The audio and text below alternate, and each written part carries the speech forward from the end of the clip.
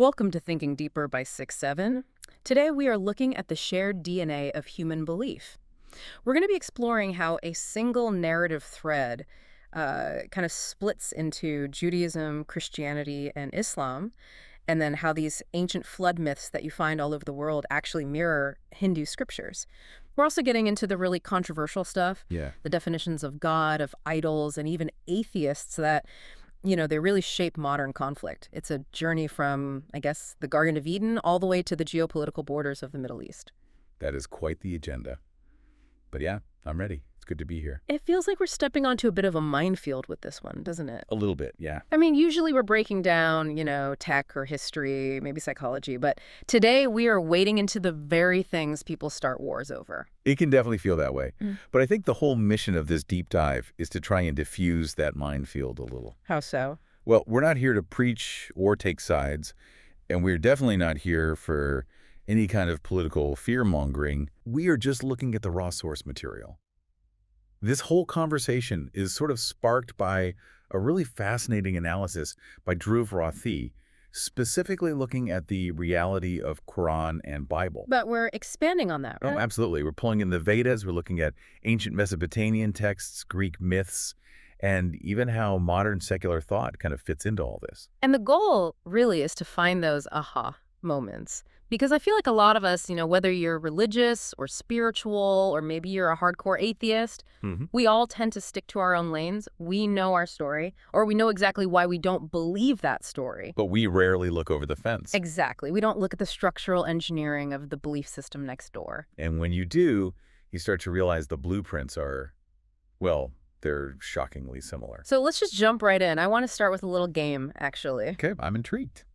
I think this is the perfect way to set the stage because it's a bit of a riddle and it really shows the kind of tricks our brains play on us when it comes to these ancient stories. All right, hit me with it. Okay, so I want you and everyone listening to try and visualize this. Close your eyes if you can, unless you're driving. Please don't do that. Understood. I'm going to describe a classic story, a real epic, and your job is just to guess the names of the main characters. Ready? Ready. Okay. So there is a man, a nobleman, a prince, you could say, and his name ends with the letters A.M. A.M. You got it. He has a wife. She's incredibly virtuous, beautiful, and her name starts with the letter S. A.M. and S. A classic power couple. The ultimate power couple. But then tragedy strikes. They are exiled from their city, from their kingdom. Okay. They're forced to leave home and travel far to the south, and they're not alone. Traveling with them is a close male relative, a loyal companion whose name starts with L. So a trio, exiled, heading south. This is ringing a lot of bells. It should. Now, here's the climax of this particular part of their story. While they're on this journey, a foreign king, a very powerful, almost demonic ruler, whose name or title has a strong N sound at the end. He kidnaps the wife. That's a very, very specific plot point. The wife is taken by a king ending in N. Exactly. The husband is, of course, distraught.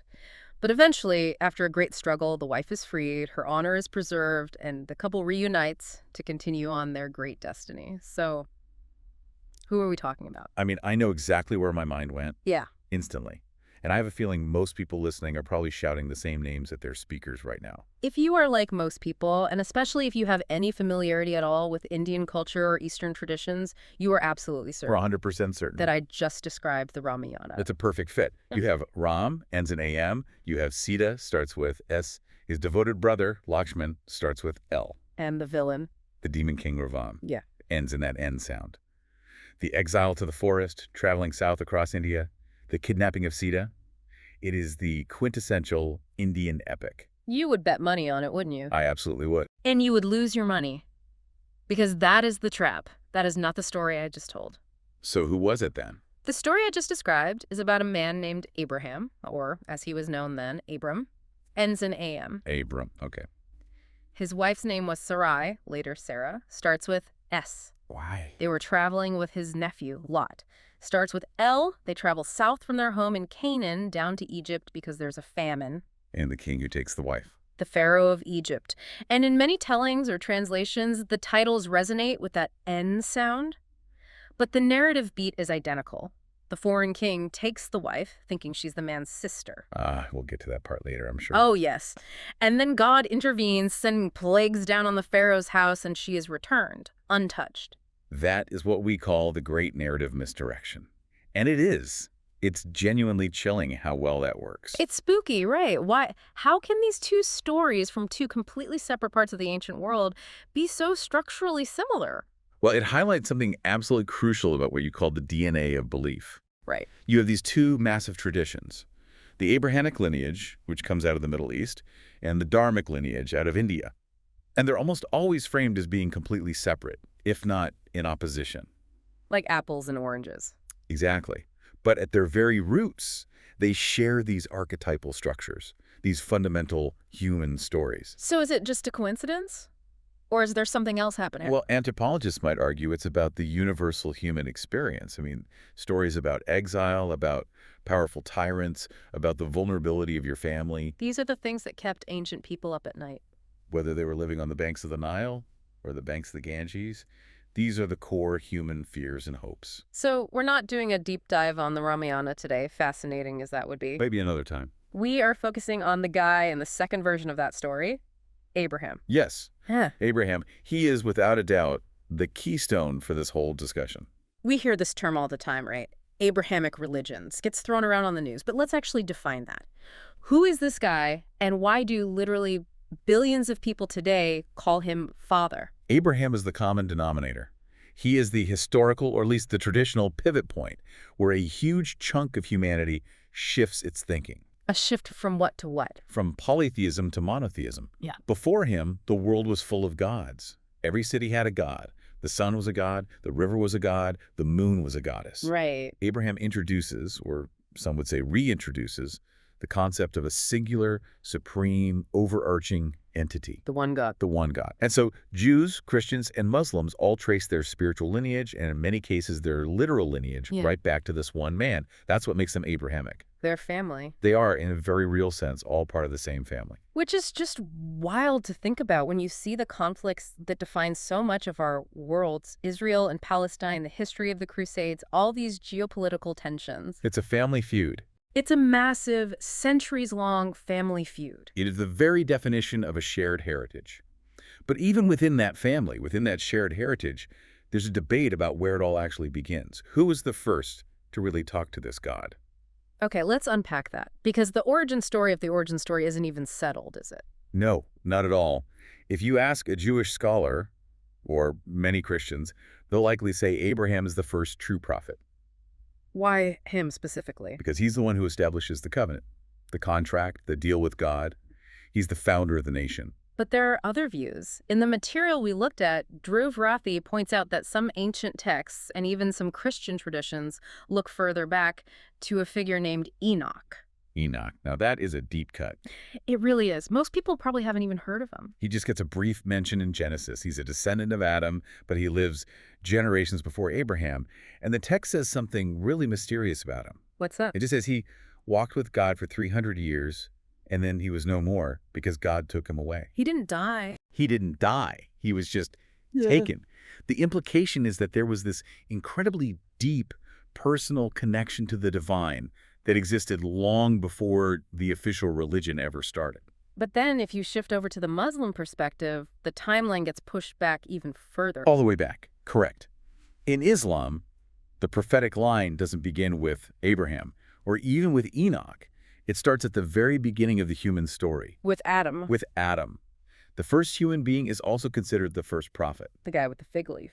The very same. The theology behind it is that God wouldn't create humanity and then just, leave them in the dark for thousands of years to figure things out on their own. He gave them a user manual from day one. Essentially, yes. He gave the first human immediate guidance. So in that view, Adam is prophet number one. So since all three of these faiths share this common starting point, this creation myth, let's really look at it. Because when you actually read the source material, it is so much weirder and more complex than the sort of, cartoon version most of us got in Sunday school.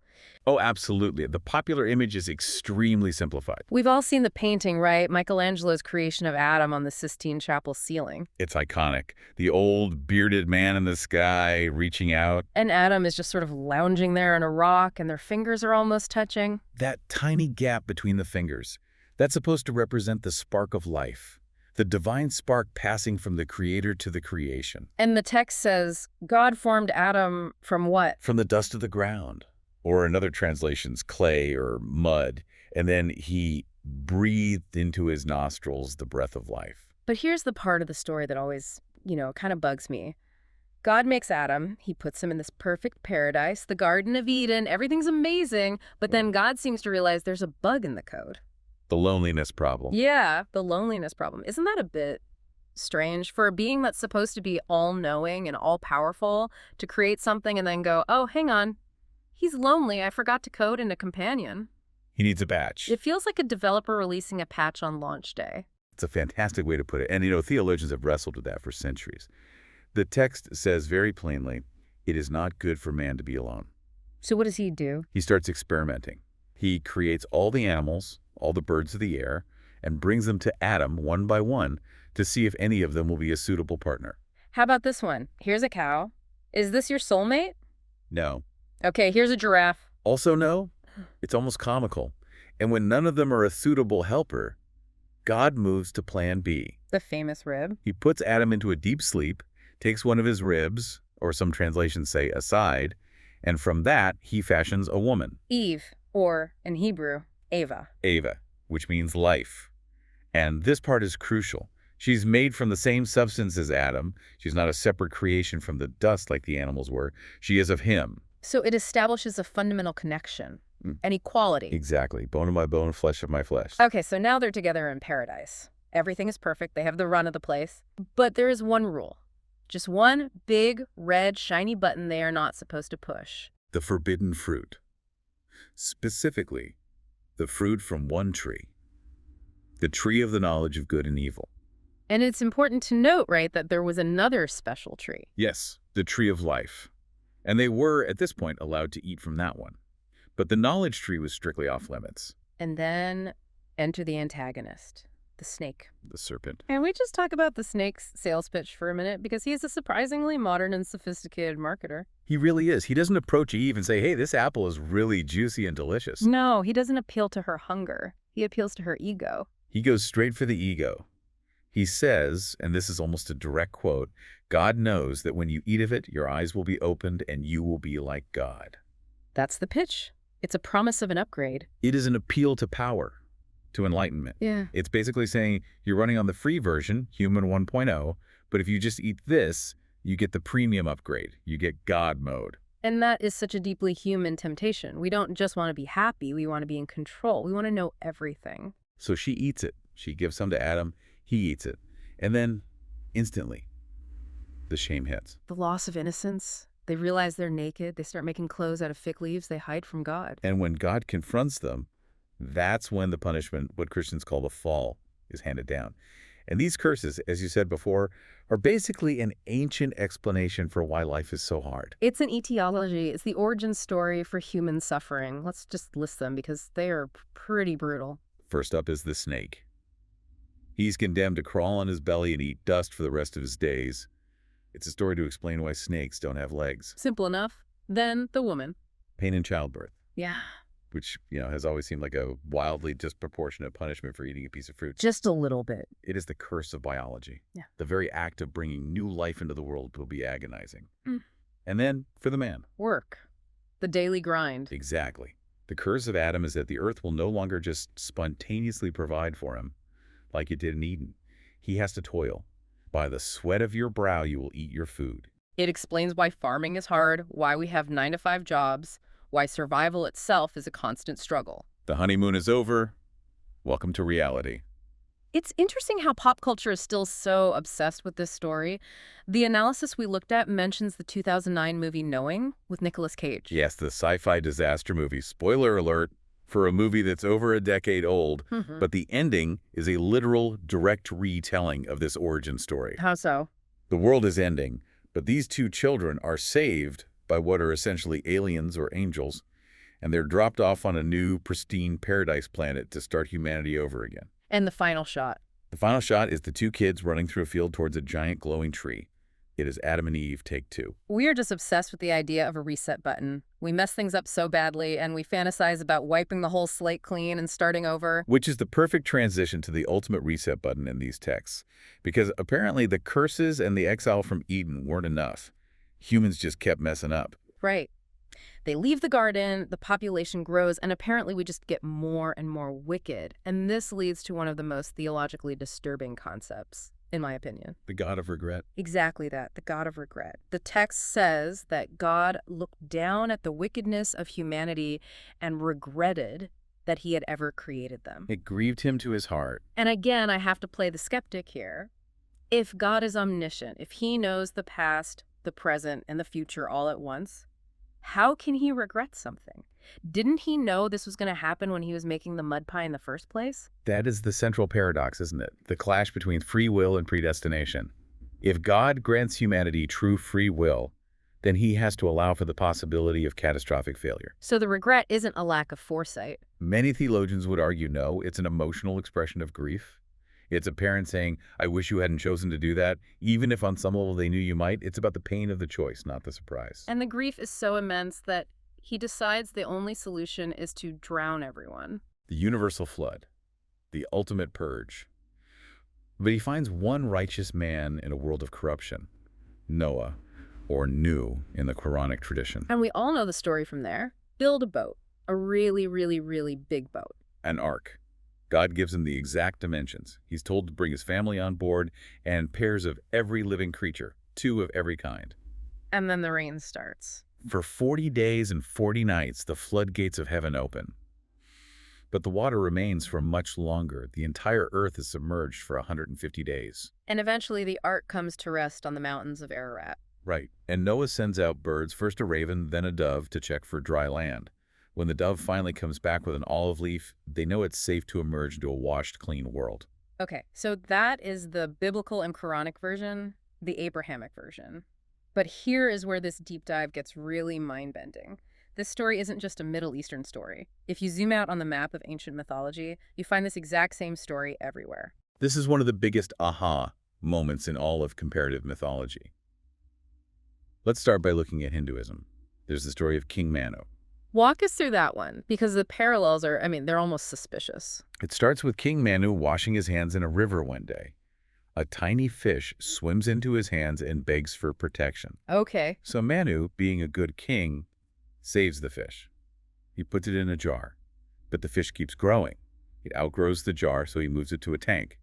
It outgrows the tank, so he moves it to a river and then to the ocean. And this giant fish is... It reveals itself to be the Matsya avatar of Lord Vishnu, the preserver god in the Hindu Trinity. And the fish gives Manu a warning. Let me guess. A big flood is coming. A massive flood is coming to destroy all life. So, warning of a flood, check. What are the instructions? The fish instructs him to build a massive boat. He's told to bring the Saptarishis, the 7 great sages, and the seeds of all plants on board. And when the flood comes? He's told to use the mythical serpent Vasuki as a rope to tie the boat to the horn of the giant fish. So the fish guides them. The fish guides the boat through the turbulent waters. And where does it guide them to? The highest peaks of the Himalayas, the northern mountains. Just like Ararat. A warning, a boat, saving the seeds of life, a catastrophic flood, and landing on a mountaintop. It's the same story beat for beat. And it doesn't stop in India. Go further back in time to ancient Mesopotamia, predating the Bible by centuries. You have the Epic of Gilgamesh. And the character Utnapishtim? Utnapishtim. He's warned by one of the gods that the others are planning a flood. He's given instructions to build a massive boat, save his family and animals. He survives the flood, and what does he do when the water recedes? He releases birds to find land. It's the same script. Even the ancient Greeks had a version, right? And he did, Deucalion.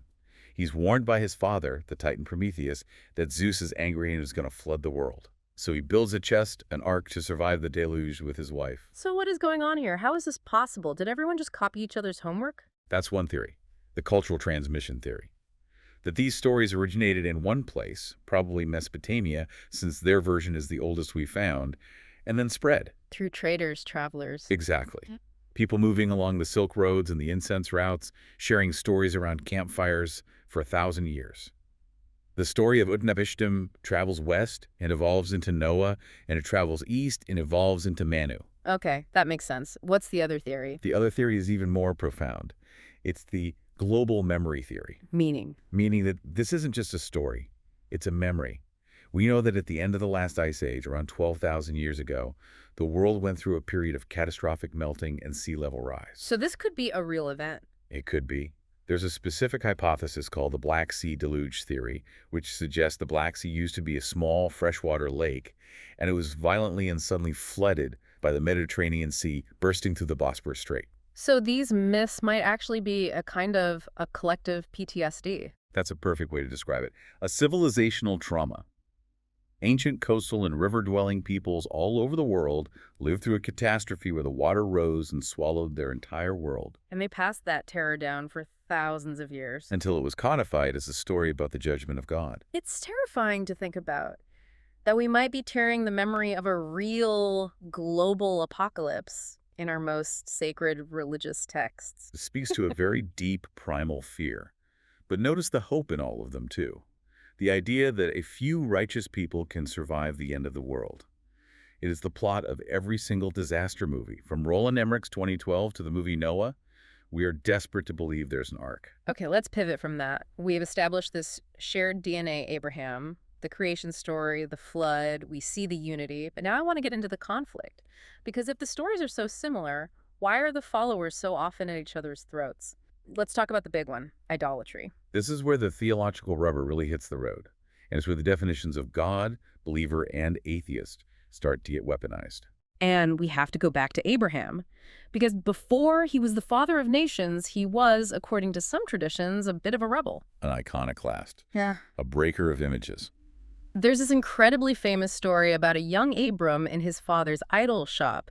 Now, it's important to note, as Ruthie does, that the story appears in the Jewish Midrash and the Quran, but interestingly, it's not in the standard Hebrew Bible. Right. It's a foundational story for understanding the strict rejection of idols in Judaism and Islam.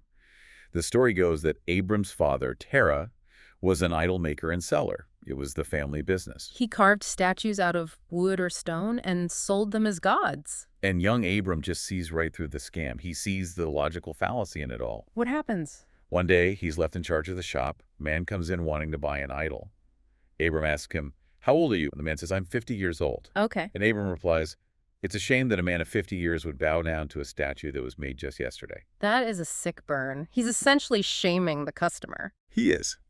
But he doesn't stop there. He takes it much further. He takes a stick, or an axe in some versions, and he smashes all the smaller idols in the shop to pieces, just destroys the entire inventory. And he takes the stick and places it in the hand of the largest, most imposing idol in the shop. The classic, "It wasn't me, he did it" defense. Exactly. When his father comes back and sees the absolute carnage, he's furious. He screams, "Who did this to our gods?" And Abram calmly points to the big statue and says, "Well, the idols got into a fight over an offering. The big one got angry and smashed all the little ones. You can ask him yourself what happened." And his father walks right into the trap. He walks right into it. He says, "Are you mocking me? You know they can't speak, they can't move, they're just stone." And Abram delivers the punchline. He drops the hammer. Right. Then why do you worship them? Why do you pray to them for help if they can't even protect themselves from a simple stick? Boom. Mike Schropp. End of argument. It is an incredibly powerful piece of logic. It's a direct assault on the idea that the divine, the infinite, can be contained or represented by a finite material object. And this logic, this story, is why Judaism and Islam are so strictly aniconic. They believe making an image of God is a way of limiting God. Which leads to this huge tension we see today, specifically between the monotheistic faiths and polytheistic or dharmic faiths like Hinduism, and it all centers on that loaded term, kafir. Right. Kafir. Explain what that word actually means. Linguistically, it comes from an Arabic root that means to cover or to hide. So in a theological sense, it means one who covers up the truth, a disbeliever, an infidel. And historically, this label has been applied to Hindus because their temples are full of statues and images.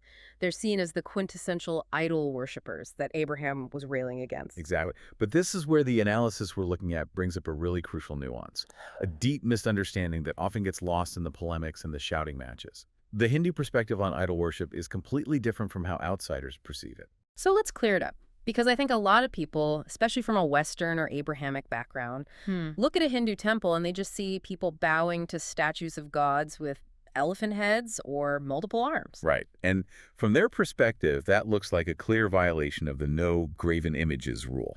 Hmm. But if you talk to a Hindu philosopher or you read the Vedas, Mm. they'll tell you something very different. Which is? Hindus do not worship the stone. They worship the divine through the stone. Okay, there's a really good analogy for this, right? The photograph. Yes, the photograph analogy is perfect. Hi. Imagine you have a framed photo of your mother on your desk. You love your mother. You might look at the photo, you might even kiss it or talk to it when you miss her. Sure. Now, do you actually believe that that piece of glossy photo paper is your mother? No, of course not. That's absurd. It's just paper and ink. If I tear it, my mother doesn't feel any pain. Exactly. But the paper is a medium. It's a conduit. It helps you focus your love and your attention on the person it represents. For a devout Hindu, the idol is that photograph. It is a focal point for an infinite, formless reality. Raithi quotes the philosopher Acharya Prashant on this. He calls the idol a successful experiment to help the human mind reach the formless. A bridge to the formless. I love that phrasing. It suggests the idol isn't the final destination, it's just the on-ramp. Because the human mind, let's be honest, struggles to comprehend the sheer scale of the infinite. We need a face. We need a form to latch onto. And here's where it gets really paradoxical. Because even within the Bible, the very book that supposedly bans all idols, God himself gives instructions to make, well, what look a lot like idols. This is the biblical paradox. And it's something that, frankly, drives atheists crazy and confuses a lot of believers. In the book of Exodus, you have the 10 Commandments, and one of them is crystal clear. You shall not make for yourself any graven image. No statues, period. End of story. Seemingly. But then, just a few chapters later, God is giving Moses the detailed blueprints for building the Ark of the Covenant. And what does he command Moses to put on top of the lid, the mercy seat? 2 cherubim, 2 angels. 2 golden statues of angels with their wings spread out facing each other. These are sculpted, graven images. And God even says, there, above the cover between the 2 cherubim, I will meet with you. Wait. So God says no images, and then 5 minutes later, he says, make me 2 golden angel statues and I'll hang out between them. That sounds like a flagrant contradiction. It certainly looks like one on the surface. And it doesn't stop there. Later in the Temple of Solomon, the walls are covered with elaborate carvings of lions, bulls, palm trees, and more cherubim. So what gives? Why is the golden calf a terrible act of idolatry that gets thousands of people killed, but the golden cherubim are considered holy and are placed in the most sacred spot on earth? The distinction, according to theologians, all comes down to the object of worship. It's all about intent. The Israelites, when they made the golden calf, they bowed down to it and said, "This is your God, O Israel, who brought you out of Egypt." They worshiped the object itself as a god. But the cherubim? No one ever worshipped the cherubim. They were seen as symbolic guardians of the presence of the invisible God. They were decorations, not deities. So if the image points to the divine, it's considered holy art or symbolism. But if the image is seen to replace the divine, then it's idolatry. That's the theological line. But that is a razor-thin line, isn't it? I mean, that seems like a line that's very, very easy for a person or a culture to cross without even realizing it. It is an incredibly fine line. And literal wars have been fought over which side of that line different practices fall on. So for blurring the lines on what even constitutes idolatry, if you can argue that everyone is basically just using some kind of medium, a book or a statue, to try and reach the same formless reality, let's look at the definitions of who's a believer and who's an atheist, because this deep dive threw me a real curveball here about who is actually considered in the club. Let's look at the linguistics of it because it's fascinating. The Arabic word Islam, its literal meaning is submission, submission to the will of God. Okay. And the word Muslim simply means one who submits. So if you take that purely linguistically and you strip away all the cultural and political baggage associated with the capital M Muslim identity. Purely linguistically, a very liberal interpretation could argue that anyone who submits their will to a higher power, be it a Jew praying to Yahweh, a Christian praying to God the Father, or arguably even a deist who believes in a creator, fits the broad, lowercase med definition of a Muslim. So the tent of believers is actually much bigger than some people would have us think. Potentially, yes. The Quran itself specifically references Jews, Christians, and another group called the Sabians as believers, who follow a scripture and says they have nothing to fear on the day of judgment. But there is one group that is definitely unambiguously outside the tent, according to these texts. The atheists. The eighth. Yes. The term kufr, which kafir comes from, implies actively covering up or rejecting a truth, to be real. So while other monotheists might be seen as cousins with a slightly different rule book, the strictest application of kafir applies to those who deny the existence of God entirely. Which brings us to the biggest, bloodiest elephant in the room. The violence. We can't do a deep dive on comparative religion without addressing the verses that make people want to burn the books. The sword verses. Exactly. Critics of religion, especially new atheist figures like Christopher Hitchens or Richard Dawkins, will point to scripture, the Quran, the Bible, even the Bhagavad Gita, and say, look, it's right there in black and white. These are violent books. And they'll quote the verses. Right. And I'm going to read a few just so we're not dancing around the issue. From the Quran, Surah at-Taba, kill the mushrik, the polytheists, the idolaters, wherever you find them, and capture them and besiege them. It's brutal stuff. From the Bible, the book of 1 Samuel, God's command to King Saul about an enemy tribe. Now go, attack the Amalekites and totally destroy all that belongs to them. Do not spare them. Put to death men and women, children and infants. Even the infants. And from the Bhagavad Gita, the god Krishna telling the warrior Arjuna to fight his own family. If you are killed, you will attain the heavenly planets. If you conquer, you will enjoy the earthly kingdom. Therefore, get up and fight. When you hear them laid out like that, one after the other, isolated, it sounds like a manifesto for genocide and holy war. It does. So how do believers reconcile this? I hear the context argument all the time, and to be perfectly honest, sometimes it feels like a total cop-out. Like a get-out-of-jail-free card. Exactly. Oh, don't worry about that verse. That was for a specific war 1,000 years ago. But the book is still sitting on the shelf today. People are still reading it as the eternal word of God. Isn't that unbelievably dangerous? It is extremely dangerous. And you are absolutely right to push back on that, because if you believe a book is timeless and perfect, it's very difficult to then say, oh, just ignore page 45, it's expired. So how do serious scholars actually deal with this, beyond just saying context matters? Well, the scholarly context argument isn't about ignoring the verse. It's about understanding the specific, almost legal application of the verse. Take the Quranic verse you read about killing the mushrik. Okay. That verse was revealed at a very specific moment in history. The small, early Muslim community in Medina was under active military siege by the powerful Quraysh tribe of Mecca. The Quraysh had broken a peace treaty and were on the march. So it's a wartime command. Yes, a battlefield command for a declared war against a specific army that was trying to annihilate them. It's interpreted as fight back against these specific soldiers who are trying to kill you, not a standing order to go and kill your peaceful Hindu neighbor in the year 2026. It's a rules of engagement document for a particular conflict, not a global mission statement. Precisely. And the Gita. The entire book is literally set on a battlefield. The Kurukshetra war is about to begin. The armies are arrayed face to face.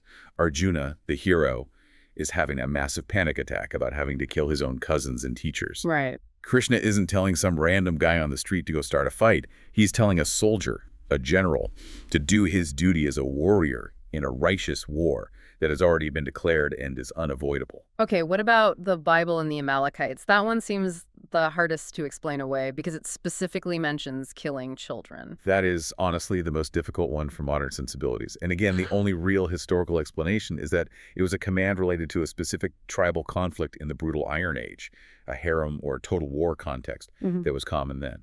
But the point that Reese's analysis makes, and it's a vital one, is that the vast majority of mainstream scholars and teachers in all these faiths, people like the late Islamic scholar Wahidin Qadna, they emphasize that the overarching primary theme of these religions is peace, mercy, and coexistence. But the violent text remains, it's still there. The text remains. And that is why WhatsApp University is so profoundly dangerous. Explain that term for anyone who isn't familiar with it. WhatsApp University is a colloquialism for the way misinformation and propaganda spread through social media, especially on platforms like WhatsApp. Somebody takes that verse, kill the mushrik wherever you find them. Crops it out of context. Crops out the surrounding verses that talk about peace treaties and asylum, crops out all the historical context, slaps it on a scary-looking graphic with a red background, and forwards it to 1 million people. And suddenly you have a viral meme that radicalizes people. Exactly. Extremists, whether they're ISIS terrorists weaponizing the Quran or far-right Christian nationalists weaponizing the Old Testament, they are experts at this. They strip mine the history books for verses they can turn into weapons. And the average person who doesn't have time to go and read 2,000 years of theological commentary, they just see the scary meme and get angry or afraid. Fear sells a lot better than nuance. Okay, so we've covered the shared origins, the shared myths, the shared and often misunderstood theology. But clearly, these religions did not remain one big happy family. Something happened. The paths diverged. The fork in the road. And just like almost everything else in this epic story, it all goes back to a family drama, a literal soap opera in the deserts of the Middle East. We briefly mentioned Abraham's sister stratagem earlier, him lying to the Pharaoh about Sarah being his sister to save his own skin. Right, which leads to them getting kicked out of Egypt, but with a lot of wealth. But their core problem remains unresolved. Yeah. They have no heir. Abraham and Sarah are getting very, very old. The biological clock has basically stopped ticking. So Sarah comes up with a solution that was actually quite common in the ancient Near East: surrogacy. She offers her Egyptian handmaiden, Hagar, to Abraham as a second wife. The idea being, go have a child with her and I will raise that child as my own. Exactly. And from this union, a son is born, Ishmael, the firstborn son of Abraham. Everything seems solved. But then the plot twist. The miracle. God appears to Abraham and tells him that Sarah, who is now 90 years old, is going to have a son of her own. And the text says Sarah, who was eavesdropping, actually laughed out loud. I mean, can you blame her? I would too. But a year later, she gets pregnant, and she gives birth to Isaac. And now you have a classic succession crisis. You have the servant's son, the firstborn, Ishmael, and you have the true wife's son, the miracle baby, Isaac. And Sarah is not happy with this arrangement. She sees Ishmael mocking Isaac one day, or perhaps she just perceives him as a threat to Isaac's inheritance, and she goes to Abraham with a demand. Get rid of him. Cast out this slave woman and her son. Abraham is heartbroken because he loves Ishmael, but God tells him to listen to Sarah. So he exiles his own son. He takes Hagar and young Ishmael, gives them some bread and a skin of water, and leaves them in the desert of Paran to fend for themselves. That's essentially a death sentence. It would have been. But the story says God protected them, provided a well of water, and promised to make a great nation of Ishmael as well. And this moment, this painful separation, is the split. This is the fork in the road. Okay, break down the two lineages for us from this point. All right.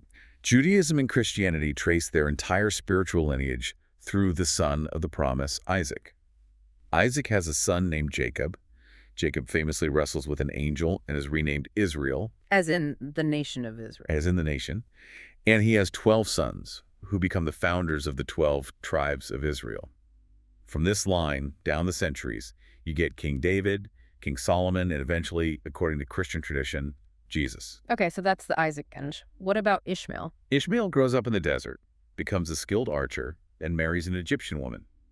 The Islamic tradition holds that Abraham later came back to visit him, and that together, father and son built the Kaaba in Mecca, the black cube that is the holiest site in Islam today. And the Arab peoples. The Arab peoples generally trace their lineage back to Ishmael, and the Prophet Muhammad is a descendant of Ishmael. So when we talk about Jews and Arabs, or Jews and Muslims, they are, according to their own sacred traditions, literally cousins. They are the descendants of two half-brothers. And this ancient family feud over inheritance and blessing is basically the blueprint for the map of the modern Middle East. It is the geopolitics of God. And this is where it stops being ancient history and becomes headline news. In Genesis chapter 15, God makes a formal covenant with Abraham, and part of that covenant involves a grant of land. The Promised Land. The Promised Land. And the borders are very specifically defined. God says, to your descendants I give this land, from the river of Egypt to the great river, the Euphrates. Whoa, hang on. From the Nile to the Euphrates. Yeah. That's not just the modern state of Israel. No. That is a massive swath of territory. If you look at that on a map, it covers all of modern Israel, the West Bank, Gaza, all of Jordan, Lebanon, most of Syria, and even parts of Iraq and Egypt, depending on how you interpret which river of Egypt it means. That is a colossal amount of real estate. And this scriptural promise is the theological fuel for the concept of Eretz Israel Hashlema, or Greater Israel, among some religious Zionist movements. They believe this entire territory was divinely deeded to the descendants of Isaac forever. But the descendants of Ishmael, the Arabs, the Palestinians, the Muslims are living there too. And they also claim the heritage and the blessing of Abraham. Exactly. So you have two groups of cousins, both claiming descent from the same patriarch, both claiming the same holy sites in Jerusalem, both pointing to the same God as their witness, fighting a bitter, bloody battle over the same small patch of dirt. We are watching a 4,000-year-old inheritance dispute play out with fighter jets and iron domes. When you put it that way, it's not just political, it's profoundly tragic. It's a broken family. It is the ultimate tragedy of the entire Abrahamic story. So let's try and bring all of these threads together. We've gone from the Garden of Eden to the banks of the Euphrates. What's the big takeaway from all this? I think the biggest takeaway is the profound irony of it all. We have these massive religious traditions, the Abrahamic ones, but also the Dharmic faiths we touched on, that are so often positioned as mortal enemies. Right, as opposites. And yet, when you look under the hood, they're singing the same songs in slightly different keys. They all tell a story about a great flood. They all tell a story about humanity's creation from dust and a divine breath. They all tell a story about a tragic fall from grace. And the atheist, meanwhile, is kind of standing on the sideline watching all of this. The atheist is standing outside the stadium, looking at the architectural plans. And maybe, in our fractured world, that's the most valuable perspective to have right now, to be able to see the shared structure rather than getting lost in the specific dogmas. To see that God, Allah, and Brahman might just be different words for the same human yearning for the infinite. And that an idol and a scripture might just be different technologies people have developed to try and connect with it. That really makes you think. If the idol is just a medium, like a photograph of your mother, and if the book is also just a medium, a collection of stories and laws, then what is the actual reality that they are both pointing toward? That is the ultimate question, isn't it? If we spend all our energy fighting over the medium, arguing about whose map is better, we might be missing the territory itself entirely. So are we fighting over truth, or are we just fighting over geography and translation? I think the sources we've looked at today strongly suggest it is largely the latter. And if we could somehow realize that, maybe the great family reunion wouldn't have to be so violent. That is a very heavy but maybe a hopeful thought to end on. We hope this deep dive gave you some new things to think about, maybe some ammo for your next dinner party debate, or at the very least, a new lens through which to view the headlines without just feeling despair. Keep questioning the narratives, and always, always keep looking for the connections. Thanks for listening to Thinking Deeper by 6-7. Be sure to check the show notes for links to Drew Rathy's original analysis and some of the other source material we discussed. We'll see you in the next deep dive.